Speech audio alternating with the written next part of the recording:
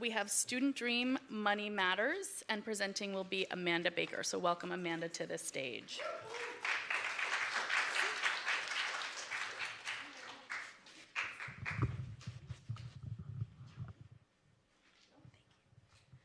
Hi everyone, I'm Amanda Baker with the Flatbush Library, and this is my awesome guide dog Keith, and I'm going to ask him a really important question. Keith, do you think, give me paw if you think we should get funding for our program. Can I see? Can I have a paw? Yeah! So Keith and I spend a lot of time together, and he has seen all the work that's gone into this program, so now it's time for me to explain it to you. So money matters. We all are like, wow, that's obvious. We need it not just to live, but to survive. And working in the library, I've begun to notice that teens are talking about this more and more. Not only do they want to buy the coolest new shoes or nice new headphones, but sometimes teens also have to worry about their families. Will they be able to get a job to help them pay the electric bill? What happens if the rent can't get paid? And these are questions that teens shouldn't have to worry about. So what we want to do is we want to provide teens with the tools and the framework to be able to save money, learn about how to get a job, learn about what to do when you have a job, and to plan for their futures. And the great thing about libraries is libraries are a center for knowledge, but not just knowledge, knowledge sharing. And what I've noticed from years in the library, and honestly, being a teenager at one point, teens don't want to always talk to adults about their problems. But working in a group with other teens of like-minded individuals who want to learn and want to grow and want to be able to save or go to college or not struggle like their parents and grandparents are, still working until they're old. These are the teens that we want to bring together and allow them to work together. Because once the programs are over, they talk and they hang out and they continue to learn.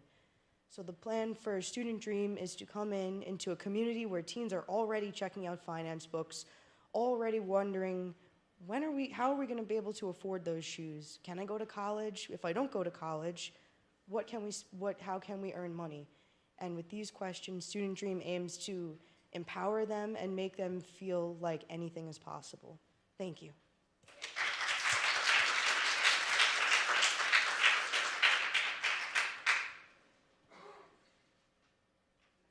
Any questions? I have a question. Hi, Amanda. Hi, Keith.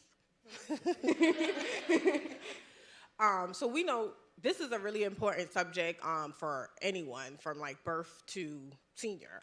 But teens is such a hard group to attract in terms of getting them to listen to most things, especially things that are good for them. So can you share maybe some tips or tricks in terms of attracting them, keeping them engaged as far as this very, very important topic is concerned? I've learned there's basically 1 to 2 things that attract teens into the library, and that is food and prizes. So our plan is to provide food for every session, either pizza or snacks, some kind of brain food, because this is in the afternoon and we know teens have been in school all day, so some kind of snack is wonderful. And that also means that's one less thing they have to worry about financially.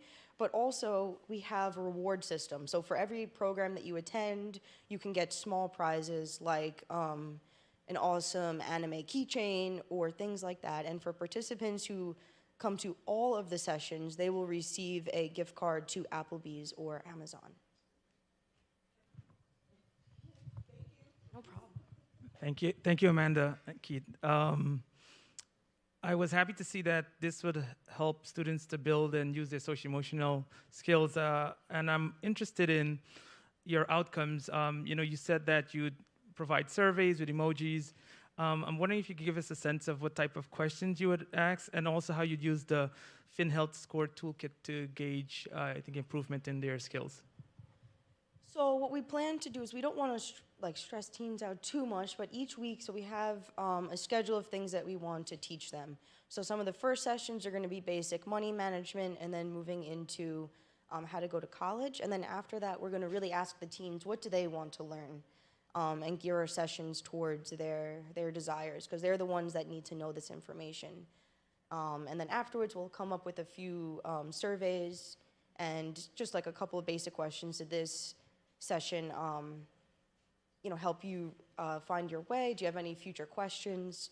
And just to kind of let them kind of guide each session. Did that answer your question? Yes, in part. And what about the FinHealth score toolkit? How would that be used? So the toolkit, which toolkit are you referring to? I'm sorry. It's the financial health scores is measured by the FinHealth score toolkit. Yeah, so we're going to use that toolkit. So it was developed by Student Dream, and they've worked with other entrepreneurs and people in the industry. So they have worked tirelessly to develop it. So we're going to bring that into our coursework as well.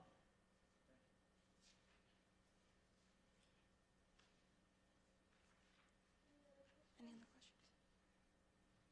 questions? I have a question just about the group. Ultimately, you mentioned that it would be teens who are already checking out books about finance and so on. What about those who haven't already expressed an interest in that area? So I think that's where seeing other people interested will kind of pique interest. And, you smell the wonderful smell of pizza coming from the meeting room. You're curious what's going on. You see people going upstairs, and you're kind of curious. And I'm one of those people that'll talk to teens and ask them if you're interested. Hey, come upstairs. We have some food for you. Come see what we're offering. Going to high schools and really just engaging with teens. Because I think once they understand, or once they kind of get the okay that they can be interested in this, then they will. And once they see other people, then they kind of gravitate towards that. They don't feel so alone. And I think that's what will take the people that are really excited will help the people that are still unsure to get excited. Thank you, Amanda. This is Kerwin again. I was curious about the community service hours that you would offer the teens.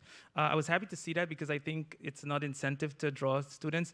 But I'm wondering if their schools would give them credit just for participating in the program. Usually they have to do something. Can you be more clear about that?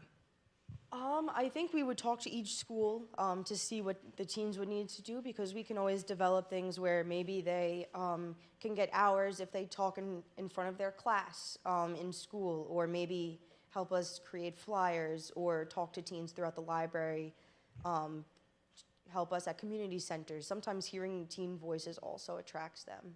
But I think that's something that, each school has different rules, so really focusing on what their requirements are for teens, and we would help them do so.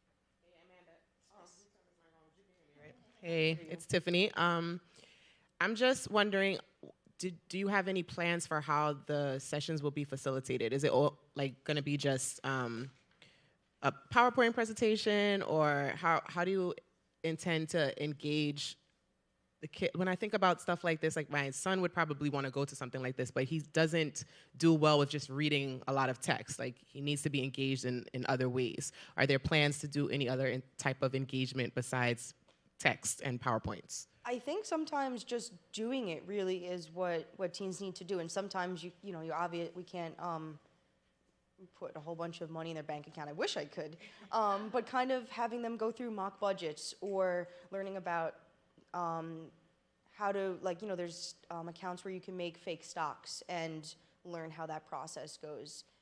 And just really making sure that they're asking questions, interacting, and these are professionals coming from the same walks of life that they are, which is the main point that we really want to bring across, that people have reached the top from where they're sitting. Thank you, everyone.